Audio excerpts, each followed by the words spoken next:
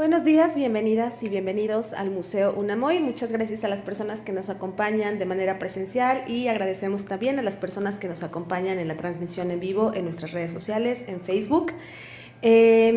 En esta ocasión, estamos en una emisión más de Ciencia en Sábado, que es esta actividad donde diferentes investigadores, investigadoras de la UNAM nos comparten pues sus avances, sus áreas de especialización, y en esta ocasión nos acompaña Cristian Lambarri Martínez. Ella es egresada de la carrera de Biología de la Facultad de Ciencias y de la maestría en Ciencias Biológicas del Instituto de Biología, ambos de la UNAM.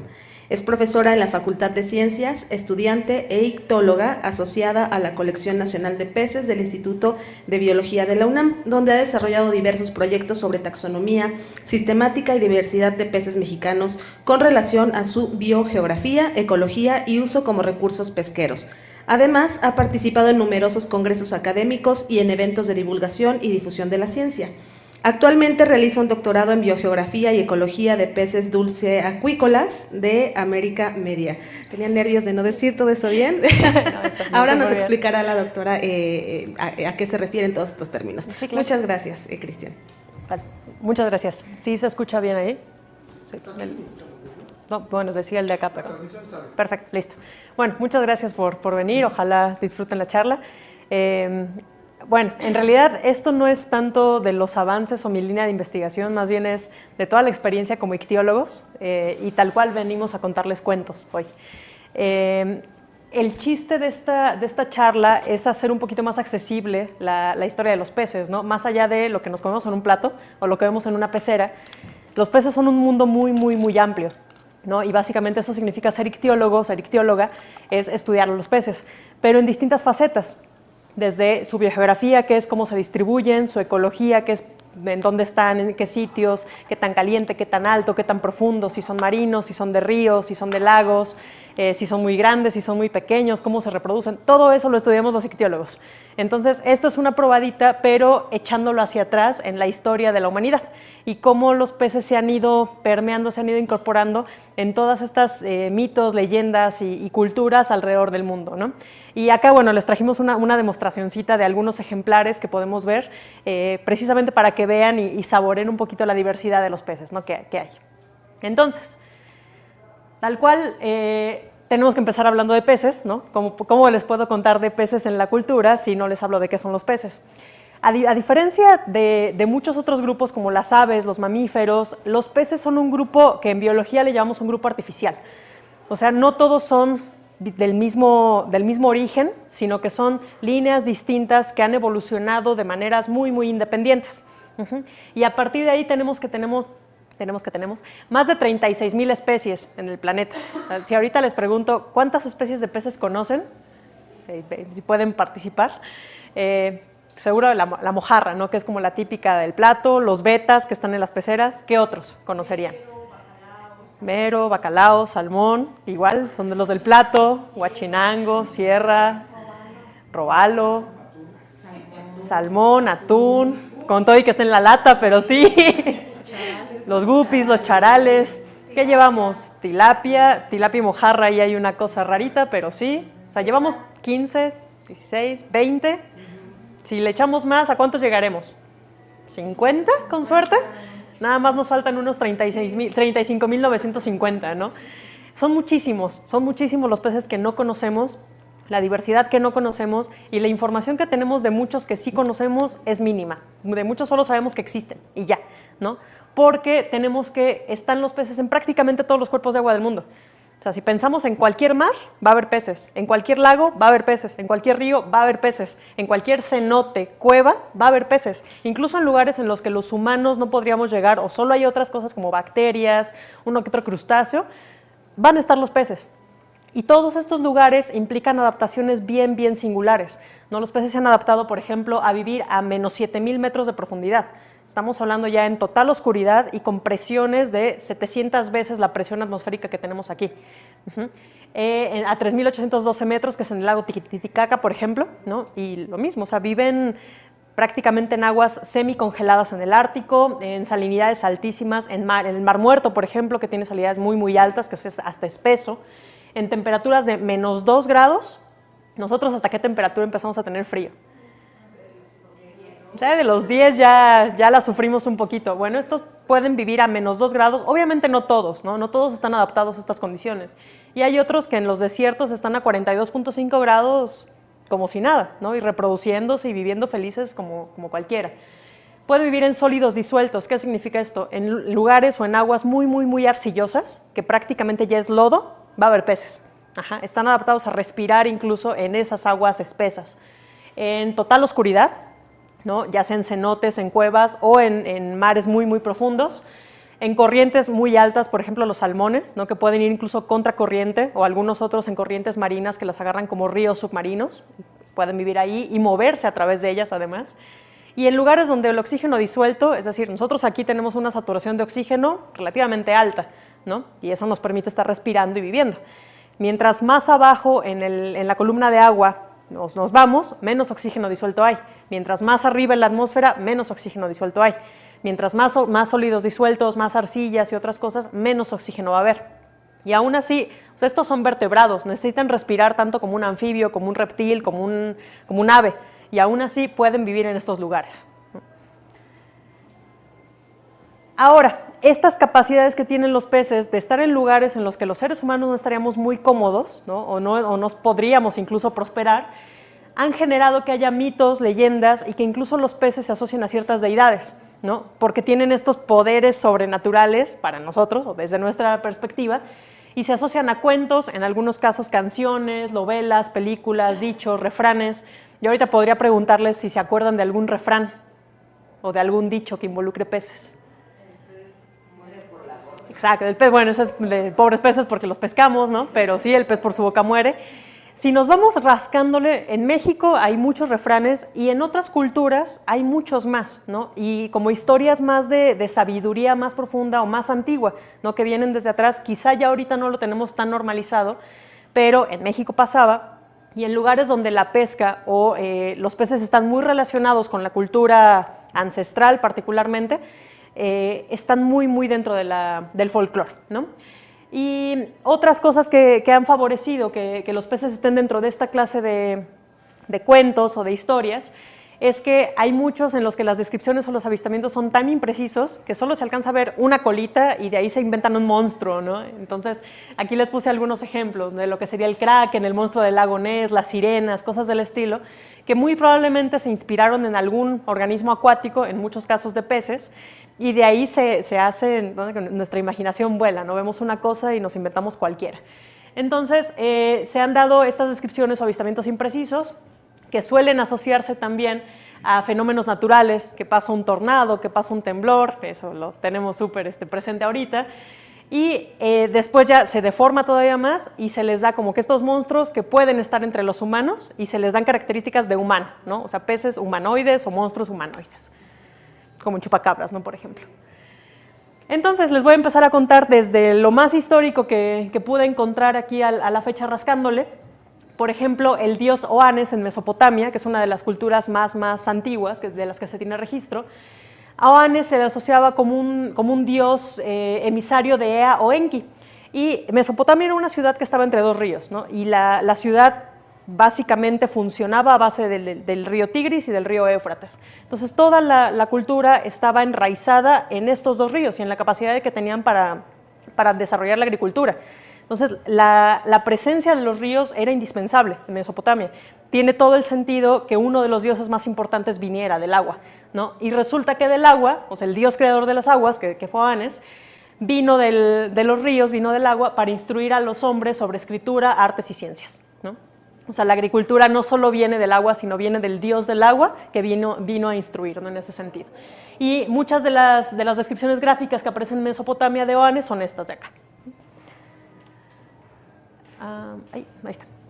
Después en Egipto, esta historia es más singular todavía, Abtu o Medjet, depende a quién de dónde se lea, se caracteriza esta criatura que es un pez que tiene esta trompita, se le llama pez elefante actualmente, son especies que existen. ¿Te acuerdas cuántas especies hay de mormíride? ¿Como 200? Y recién describieron un par. Es un pez muy particular de Asia y de África, hay muchas especies. Algo bien curioso es que en Egipto, o sea, este pez elefante se atribuye o se asocia con un protector que había nacido de las heridas de Osiris. Osiris era el dios que reinaba en la tierra, pero era Set, gracias. Su hermano Set estaba celoso, ¿no?, del poder que tenía Osiris, lo engaña, lo mete en un cofre y lo avienta al río, al Nilo. Una vez que lo avienta, era Isis, la esposa de Osiris. Isis lo rescata, lo saca, pero Set seguía tan celoso y tan corajudo que lo hace pedazos, ¿no? O sea, despedaza a Osiris y avienta sus pedazos por el resto del Nilo. Y quedan las partes. Isis eventualmente empieza a juntarlas y resulta que este pedacito no logró juntarse, ¿no? Este fue el pedacito que queda de Osiris en la tierra y por eso queda como una parte de un dios, ¿no? Y hay un montón de grabados, ¿no?, en Egipto donde presentan a los mormíridos. Ya en la parte real de los mormíridos, estos peces elefantes son peces eléctricos. Toda esta parte es un órgano eléctrico, aquí particular y acá, que se asocia al sistema nervioso central. Y, gracias. Entonces, son especies muy abundantes, muy llamativas y de las pocas eléctricas que existen en esa región, ¿no? Entonces, así les voy a ir contando como la parte mitológica y la parte real. Si tienen dudas, váyanme preguntando. En Tanzania está esta criatura que se llama Mazomba, de la tribu Chaga, y lo relacionan con un pez que caza a los humanos. Y pues, sí, ¿no? Son como que se entiende por qué creen que caza a los humanos, a todos los que intentan nadar en sus aguas. Y los Chaga tienen esta tendencia a no meterse a nadar en aguas dulces, justamente por la presencia de este bicho, ¿no? Aparentemente usan los grandes dientes para destazarlos. Probablemente eso ya habría que indagar más sobre los Chaga, qué tanto es en venganza de una deidad, ¿no? Al parecer sí está asociado a una cuestión mitológica de algún dios, pero no lo tengo de claro. Y el bicho como tal, o sea, el pez correspondiente, que es ese de allá, es Hydrocinus goliath, y es un pez extremadamente grande, súper carnívoro, que sí podría arrancar un pedacito, ¿no?, a una persona. No destazar a un ser humano, pero sí podría arrancar un pedacito. ¿Cómo cuánto llega a medir el Goliath? Un par de metros, y por lo menos sí hay registros de depredación en primates. Sí, en changos chiquitos. Claro, ahí hay uno de los comportamientos de los primates para cruzar ríos es cruzar entre ramas que están muy cerca y aventar, las madres avientan a las crías para que no caigan en el río, ¿no? Porque pues hay ciertos riesgos. En India, esta criatura Matsya es una de las criaturas mitológicas antiguas que se supone que dio origen a toda la civilización. Matsya, que era un pececito chiquito, así pequeñito, se encuentra al rey Manu en un río y le pide que lo salve. Manu se compadece de él, lo saca, lo mete en un recipiente y Manu, en agradecimiento, todo contento, empieza a crecer y a crecer y a crecer. En algún punto lo pone en un charco y luego en el océano. Pero Matsya, en agradecimiento, le dice a Manu, oye, viene un diluvio, entonces haz tus preparativos, ¿no? Haz lo que tengas que hacer. Entonces el rey Manu construye una gran nave. Yo creo que si les suena familiar eso es porque sí, es una historia muy común en varias civilizaciones. Construye una arca muy grande, guarda muchos animales y en eso Matsya empieza a crecer y a crecer y a crecer, tanto que puede después arrastrar la barca, ¿no?, de Manu y salvar a todos los animales que había metido en su arca. Les digo, si les suena familiar, sí, tiene mucho que ver, sí. Entonces ya al final Manu queda muy agradecido con Matsya y cuida, ¿no?, a Matsya, se convierte en una de las deidades. Matsya muy probablemente esté basado en esta carpa que se llama Labeocatla, que es una de las carpas que es de las más grandes del mundo, puede llegar a medir hasta 2,5 metros. Es una carpa muy, muy grande y es una carpa dulceacuícola, pero es increíblemente grande y se distribuye en la India y en China, ¿no? O sea, en cuerpos de agua dulce bastante profundos. Entonces, bueno, al parecer Matsya nos salvó del diluvio universal. En China no tenemos tantos animales o tantas cosas como más tipo monstruo o más deidad, sino dioses que tienen atributos relacionados con la pesca. En China la pesca, así como en varias culturas orientales, la pesca es muy, muy importante y así ha formado parte de ellos por varios milenios incluso. Entonces, Fuxi, que es uno de los hermanos que crearon o que hicieron la creación como tal, después de haber creado la humanidad junto con Nuwa, este es Nuwa y este siempre se me olvida cómo se llama, es el otro hermano, pero no se caían bien, por eso no puse el nombre. Fuxi se da cuenta que una vez que crean a la humanidad, la comida empieza a escasear. Entonces Fushi les dice, bueno, pues vayan y pesquen. Pero el dios dragón, que era el que reinaba y el que regía las aguas, se enoja. Y dice, no, pues me voy a quedar sin súbditos, entonces deja de pescar. Y Fushi se sigue preocupando porque pues, los humanos tienen que comer y se inspira en las redes en las telarañas. Entonces saca una telaraña y les enseña a los humanos a pescar con redes, ¿no? Y a partir de ahí es que se genera o es el arte de la pesca a través de Fushi. Entonces Fushi es el padre de la pesca. Y más o menos pudo burlar, ¿no?, al emperador dragón. Entonces Fushi es el de ahí de en medio. En Melanesia tienen una creencia en una gran anguila que se llama Abaya. Esta gran anguila se supone que estaba durmiendo tranquila en el fondo de un lago muy, muy grande. Un día un hombre descubre este lago y se da cuenta que había muchísimos peces, ¿no? Entonces dice, bueno, pues, ¿por qué no? Va, les dice a todo su pueblo, vénganse, tenemos que pescar, y empiezan a pescar y a pescar y a pescar. Incluso aparentemente una mujer que estaba pescando llega a casi agarrar a Abaya y la despierta. Entonces regresan todos a su pueblo. La única que se niega es una viejecita que más o menos sabía de la historia de Abaya, se niega a comer los peces de ahí, y Abaya se enoja tanto de que vacían y de que se metieron en su lago, que crea un diluvio, una gran lluvia, e inunda el pueblo completo. Y a la única que deja viva es a la viejecita, ¿no? Nada más. Entonces, el orgullo herido de Abaya aparentemente sepultó en agua a este pueblo. Y lo más curioso es que en Melanesia sí hay un lago increíblemente profundo y sí hay una anguila gigante que vive en ese lago. Entonces la anguila gigante, justamente es Anguilla marmorata, es la anguila más grande del mundo y puede llegar a medir unos 3 metros de largo. Entonces muy probablemente Abaya estaba inspirada en una criatura real, ¿no?, que sí era una anguila gigante. No sé qué tan gigante, como no sé si así, pero sí.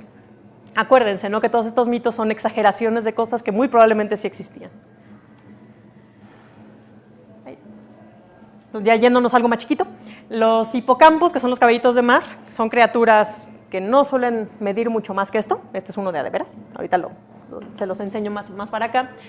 Normalmente en la cultura romana y griega se asocian como a protectores, ¿no? Son como amuletos e incluso protectores que pueden llevar a los muertos al más allá, ¿no? Sin embargo, en otras culturas como en Escocia y en Escandinavia les llaman Kelvi o Hafhest.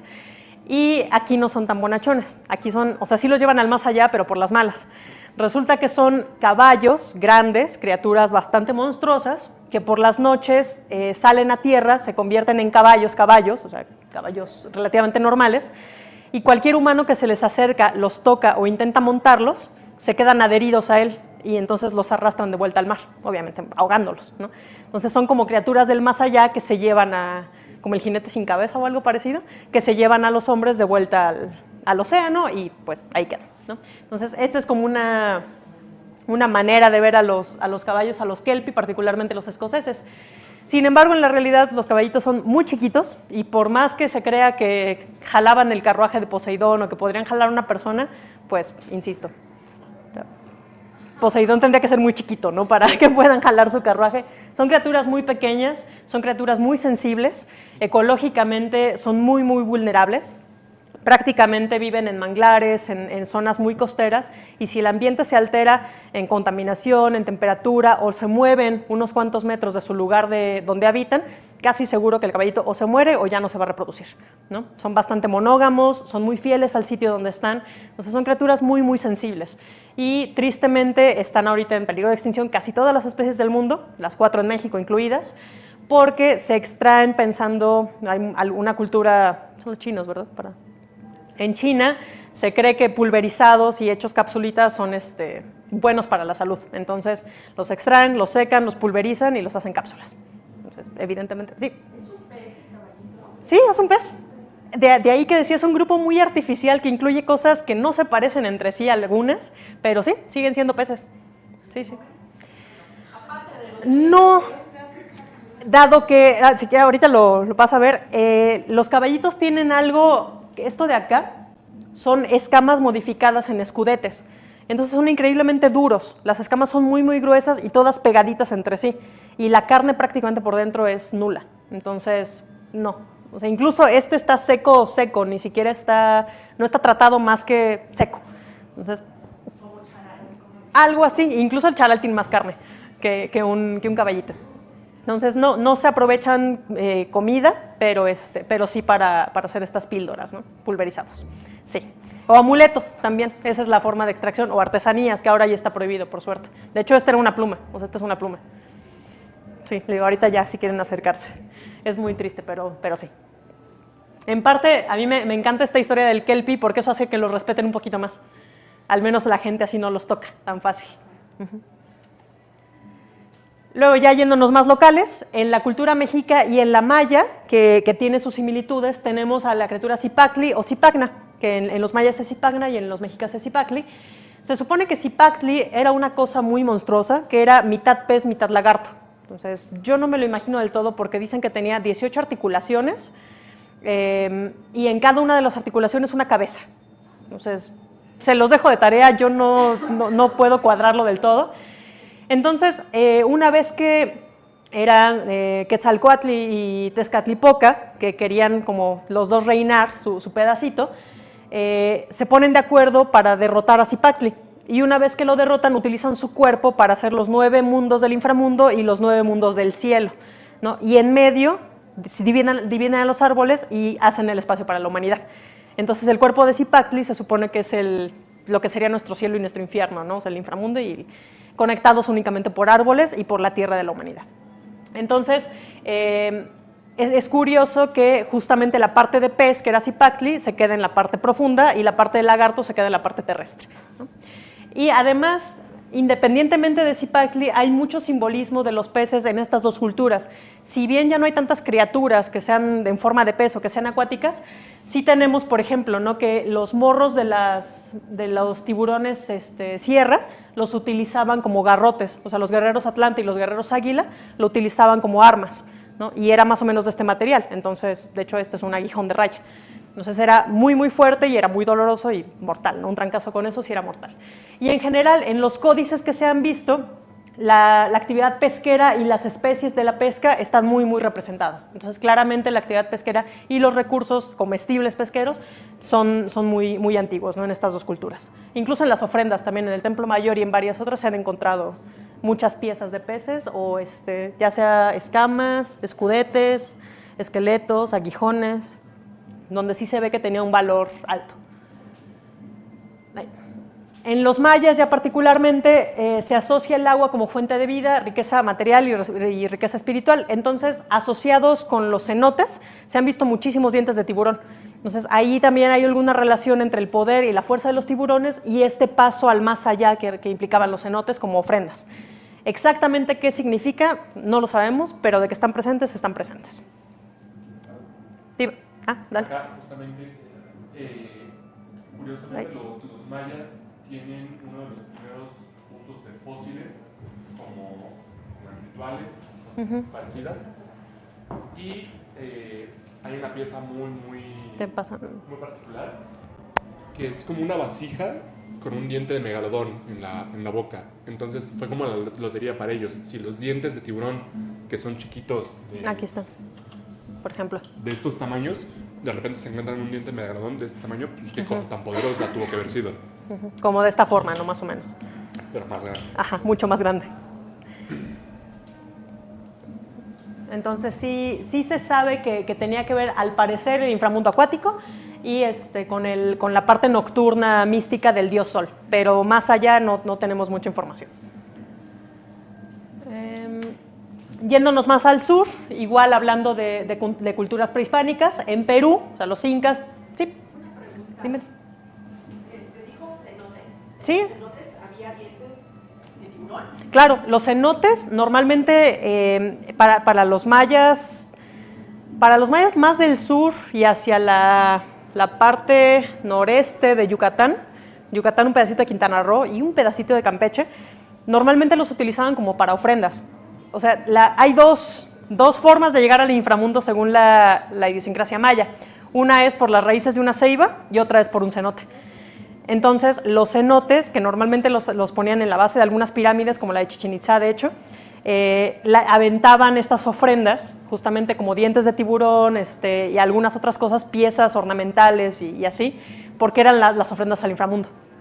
Incluso hacían entierros, o sea, podía haber entierros en el mismo cenote, hacían las ofrendas y eventualmente el cenote se inundaba. Entonces quedaron ahí y últimamente, o sea, se han encontrado varios entierros de ese estilo, con un montón de vasijas, ornamentos, joyería, dientes de tiburón, etcétera, etcétera. Pensé que de alguna manera estaba conectado el cenote con la Sí, también. O sea, que por eso alguien llega...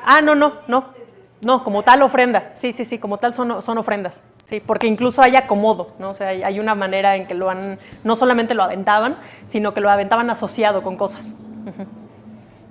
Y bueno, entonces, volviendo, los incas tienen esta deidad que se llama Macocha, está la madre tierra, y la parte acuática, que es la diosa de las aguas y de los peces, y es venerada por los pescadores, ¿no?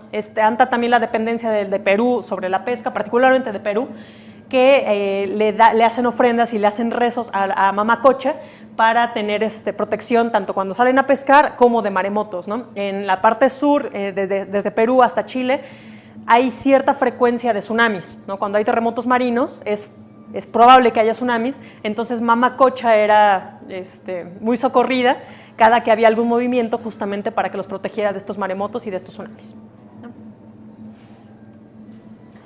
En el Amazonas brasileño hay una criatura que se llama Yara, que es lo más cercano actualmente, porque esta es una creencia todavía actual, lo más cercano a una sirena, ¿no? Y resulta que Yara era una guerrera, una excelente guerrera que vivía en el pueblo en Solimões, en las laderas del río Amazonas. Y era tan buena guerrera, mujer, curiosamente, que generó envidia en sus hermanos. Eran, me parece que 7 hermanos, no recuerdo bien.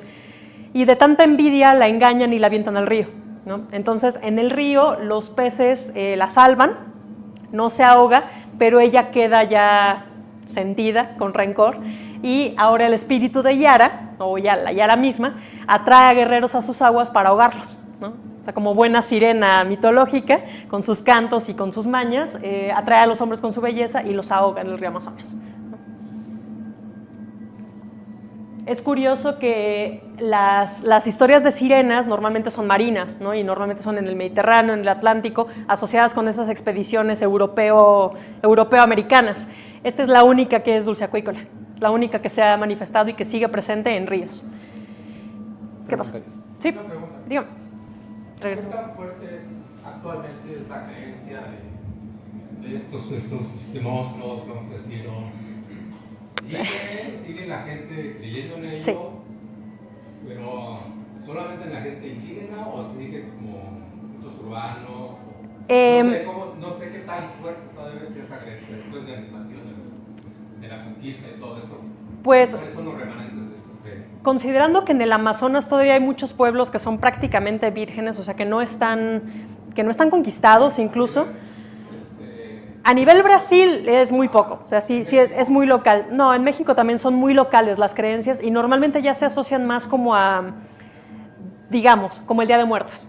O sea, que es una historia que se sabe, que se tiene, que está presente, pero no es que se rija la vida cotidiana por esos mitos. Sí, claro, sí sigue viva. De hecho, es lo curioso, ¿no? Que de todas estas historias son creencias que se siguen contando. O sea, son tradición oral que se ha mantenido. Todas estas que estoy contando ahorita. Entonces, hay algunas con mayor o menor medida, pero todas se han mantenido. Perdón. Entonces, adelante. En México, la contraparte podría ser un nahual o algo así. Por ejemplo, sí, claro. Ok, porque eso sí que voy perdiendo. Exacto. Sí, o sea, no es como que vayamos por la calle temiendo que haya un nahual, pero tenemos esa noción y sabemos que... Exacto, o los aluches o cosas parecidas. Exacto, sí. Es algo muy similar, por nada. Esta historia también es una de las más viejas que hay, que es el salmón vikingo. Habla de que un salmón, que es especie salmo, bueno, del género salmo, se come las 9 avellanas de la sabiduría, del pozo de la sabiduría, y entonces obtiene todo el conocimiento del mundo, ¿no? Y una vez que lo tiene, pues obviamente quien lo case y quien se lo coma, pues va a tener toda esa sabiduría del pozo de la sabiduría. Entonces el poeta Fínegas pasa 7 años buscándolo y buscándolo y buscándolo hasta que lo pesca. Lo tiene, celebra y le dice a su sirviente, que era su cocinero, que por favor se lo cocine. Entonces Fión se lo lleva, lo cocina y se quema el dedo con la grasa del salmón y se chupa el dedo. Entonces Fión se queda con la sabiduría, pero no le quería decir a Fínegas. Entonces llega, le pone el salmón y Fínegas se le queda viendo como algo diferente ahí en ti. ¿Qué pasó? Le cuenta a Fión Dice, bueno, pues entonces ahora tú eres el líder. Y de ahí se funda la tribu o la descendencia de los Fianna, porque ahora Fion es el líder del grupo, ¿no? Entonces ya lo reconoce como el destinado a obtener el conocimiento y lo nombra jefe, ¿no? Entonces este salmón sí es algo que todavía rige mucho la historia de los vikingos y la historia de las tribus vikingas, de una de las tribus vikingas. En los aleutas, que son los inuitas o los esquimales, como le llamaríamos en Alaska, existe la historia del monstruo del lago Iliamna, que le llaman Yigignac. Y este monstruo se supone que son monstruos de unos 8 o 10 metros de longitud, o sea, grandísimos, que son capaces de voltear las embarcaciones. Entonces, cada que salían ellos a pescar al lago Iliamna, tenían que tener cuidado con estos coletazos, ¿no? Con que uno de estos monstruos los derribara. Fue tan duradera la creencia, curiosamente, que hasta la década pasada, o sea, por ahí de 2018 me parece, hicieron una expedición aérea para ver en qué consistían o si sí realmente había estos monstruos. Y lo que encontraron fue un cardumen de esturiones gigantes, que sí son esturiones, así pueden ser transmontanos, es la especie que vive ahí, que pueden medir hasta 6 metros de largo. Y son bichos muy fuertes, muy grandes y muy longevos. Estamos hablando de que pueden llegar a vivir, ¿qué? 80 años, fácilmente, 80, 100 años. Entonces crecen mucho, son muy fuertes, son muy grandes y duran mucho. Entonces, muy probablemente estos monstruos marinos que volteaban las embarcaciones eran estos esturiones. Algo curioso, los esturiones no suelen ser agresivos, solo que son cardúmenes grandes que si de repente se están alimentando y coletean, pues es muy fácil que volteen una embarcación chiquita, ¿no? Además que son como piraguas, ¿cómo le llamarías? Como canoas, sí, canoas relativamente chicas. 2, 3 metros. Exacto, que eran la mitad de un esturión, ¿no? Entonces, en los maorís, esta también es una tradición bastante mantenida, existen los taniguas, que son como espíritus medio demonios, y una de dos, o son los guardianes de tribus específicas y por tanto que los defienden de otras tribus, o monstruos depredadores que roban personas para hacerlas sus compañeras. Supongo que depende de qué tribu estemos hablando, es la creencia de un lado o la creencia del otro. Y siempre se asocian a cavernas, cuevas o zonas marinas con mucha corriente u olas gigantes, ¿no? Estos torbellinos marinos tremendos que eran peligrosos para estar metiéndose al agua, ya fuera a nadar, a pescar o a transportarse entre islas, los asociaban con estos monstruos, ¿no? Y todavía normalmente los torbellinos los evitan porque son taniguas, ¿no? Entonces, para evitar que uno se caiga ahí, se lo lleven y así, son lugares que se evitan. Y hacen amuletos, por ejemplo, este es de hueso, otros que son de espina de pescado y cosas así, los amuletos del respectivo guardián de cada tribu o se los tatúan o se los cuelgan. En la tribu Menominee, que está en Estados Unidos en la parte norte, bueno, medio norte, existe esta leyenda de los bagres y el alce. Y esta es más leyenda como de origen de los bagres, porque, si los pregunto, ¿han visto un bagre? Normalmente son de cabeza aplastadita, ¿no? O sea, como chatitos, así, y son espinosos, ¿no? Tienen espinas en las aletas pectorales y en la aleta dorsal. Curiosamente, este mito, esta leyenda, explica por qué los bagres son así, o sea, se ven como se ven. Resulta que era el jefe de la tribu Menominee, llega al río, ve un alce gigante, y va y les dice a los bagres que por favor lo ayuden para cazarla, para que todos puedan comérsela. Los bagres le dicen que sí, entonces se esconde el jefe, llega el alce al río, los bagres le empiezan a rodear, y en eso, cuando un bagre se le acerca la pata al alce, lo espina, y el alce empieza a patalear y todo, y pisa a todos los bagres. Entonces la cabeza les queda aplastada, ¿no? Y las espinas se le quedan como castigo, como de advertencia para que la gente sepa lo que son. Entonces ese es el origen, ¿no? de la forma de los bagres. Y el bagre que se distribuye en ese río, que puede ser muy grande también y comestible, son varios de esta especie del género Ictalurus, que también llegan a México, incluso. En la parte norte, toda la Sierra Madre Occidental y hasta Michoacán, existe esta especie naturalmente, ¿no? Y es el bagre típico de canal, que seguramente si han comido bagre dulceacuícola, es este.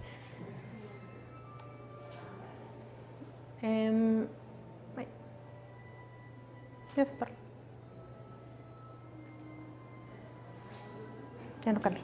Ahí está, ya cambia. No sé si me brinca uno. Ahí está.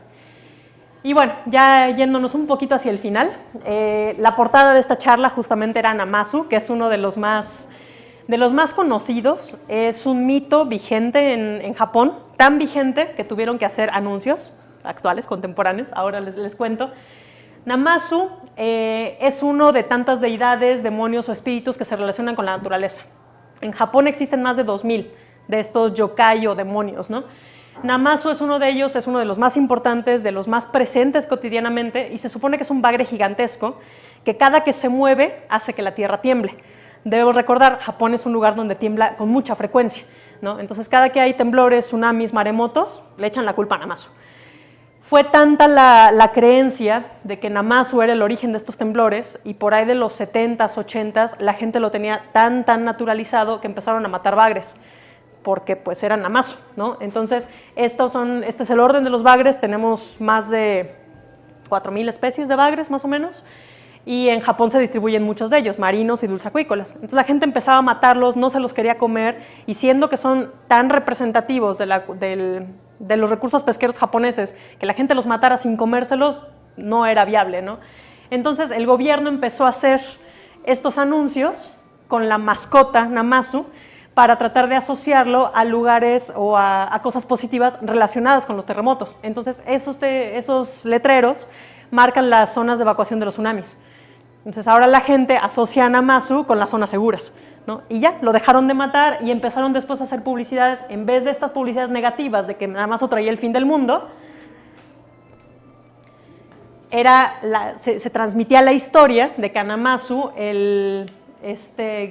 Kamikashima, que era el dios que estaba a cargo de Namazu, era la deidad del trueno, le pone una piedra encima que se llama Kanameishi, esta piedra sagrada que Namazu no podía mover. El problema es que Kamikashima tenía cosas que hacer y no siempre estaba al tanto de que la piedra siguiera encima de Namazu. Entonces, cuando Kamikashima se descuidaba, Namazu se sacudía y había temblores, ¿no?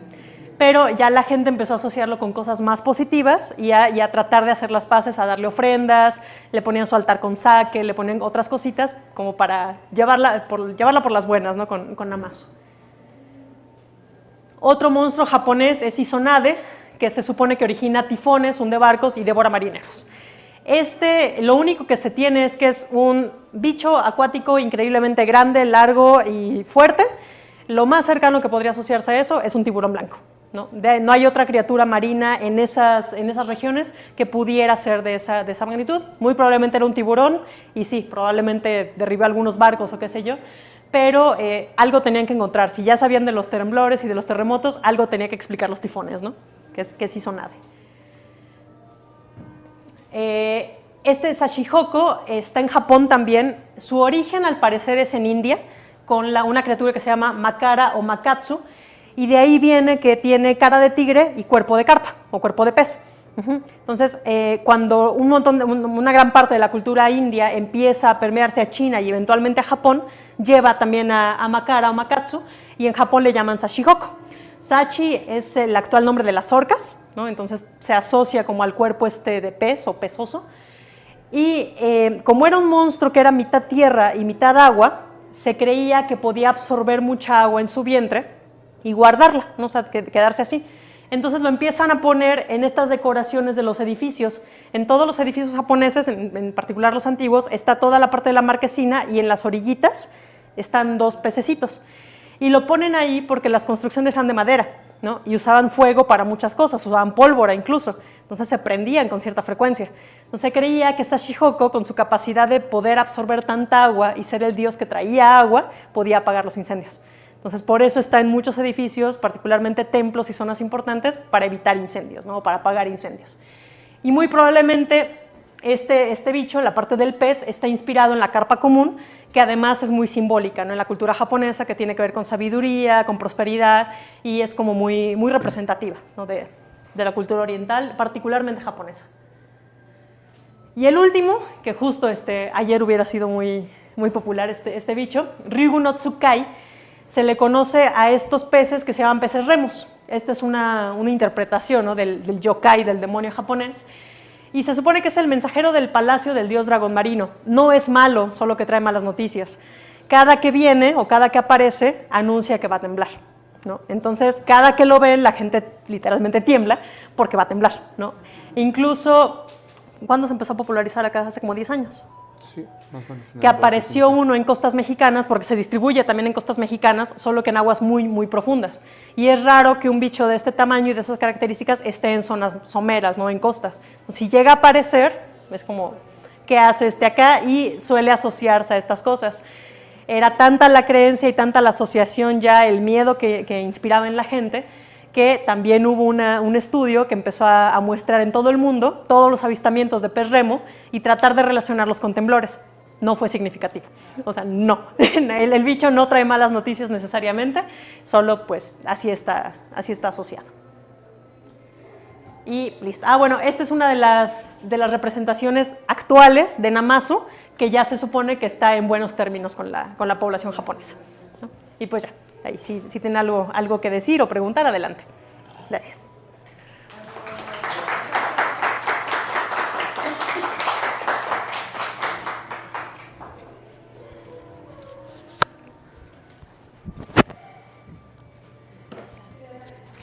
¿Alguien tiene alguna pregunta? Ok.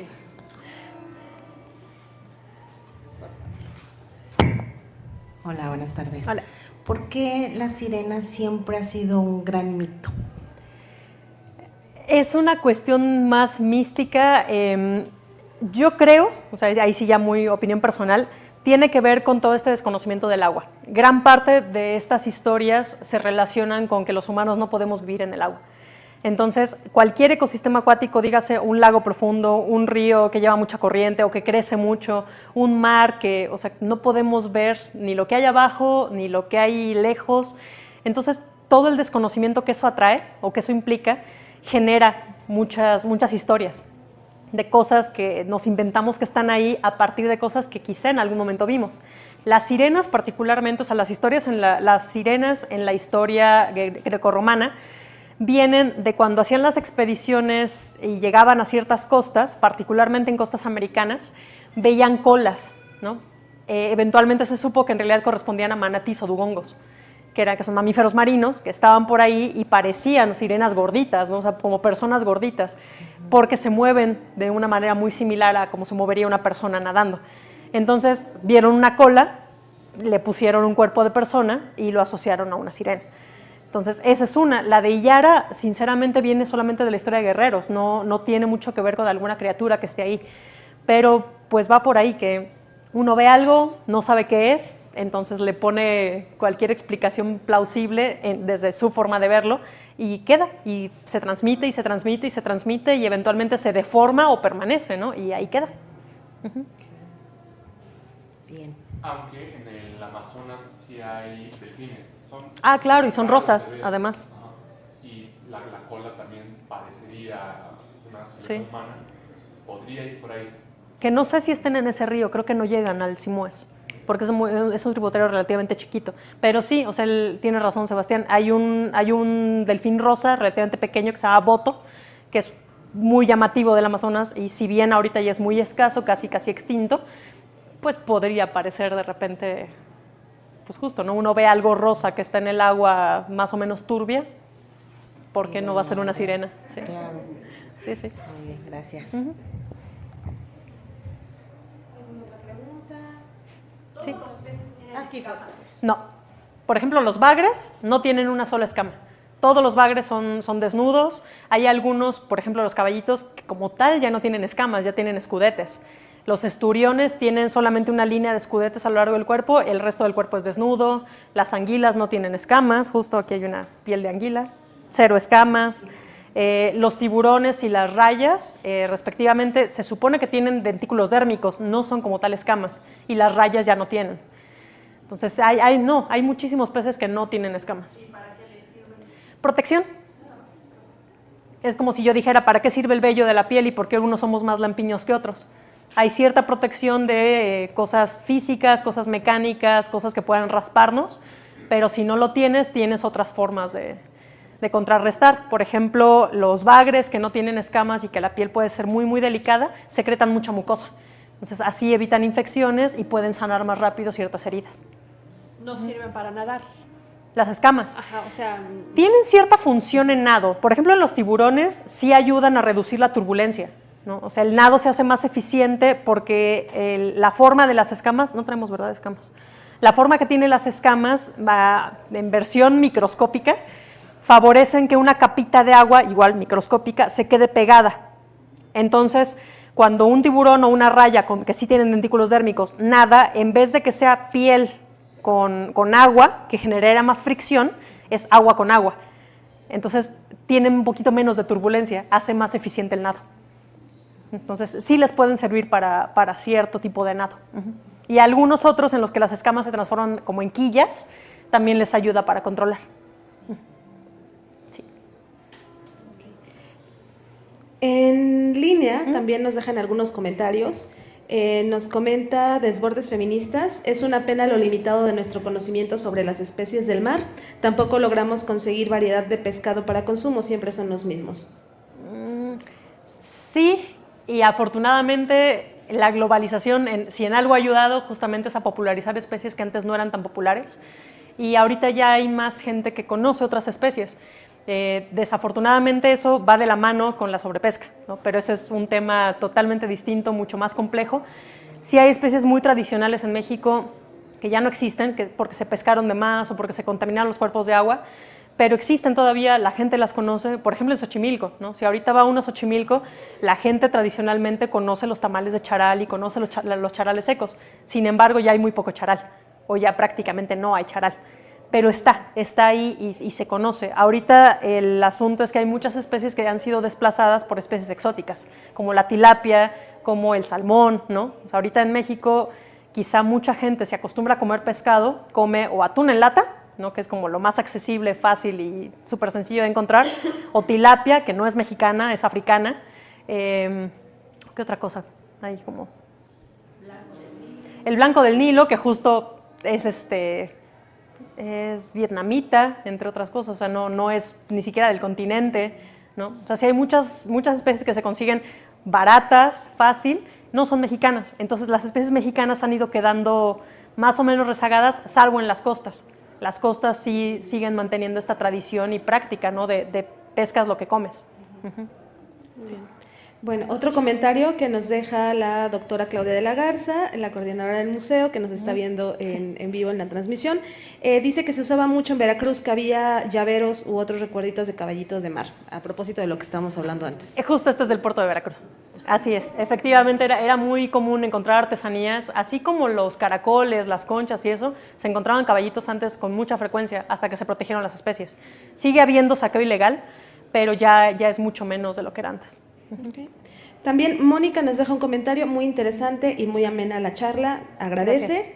Y también otro comentario de Ignacio: tema muy interesante y poco conocido, muchas gracias. Gracias. ¿Alguna otra pregunta acá entre el público que nos acompaña? No. Muy bien. Pues creo que sí son todos los comentarios, entonces nos pasan a ver. Sí, claro. Si quieren pasar acá a ver la muestra que traemos de diversidad y de pedacitos de peces, adelante. Muy bien, pues para las personas que nos acompañan en la transmisión en vivo, les damos muchísimas las gracias por habernos acompañado y queremos darle este reconocimiento a Cristian Lambarri, a nombre del Museo Unamoy, por acompañarnos en esta tarde. Gracias. Sí. Les invitamos a que sigan todas las actividades del Museo Unamoy en nuestras redes sociales, en Facebook e Instagram, y nosotras y nosotros nos vamos a quedar por acá, pues conociendo todo el material que tenemos en la mesa. Muchas gracias, hasta luego.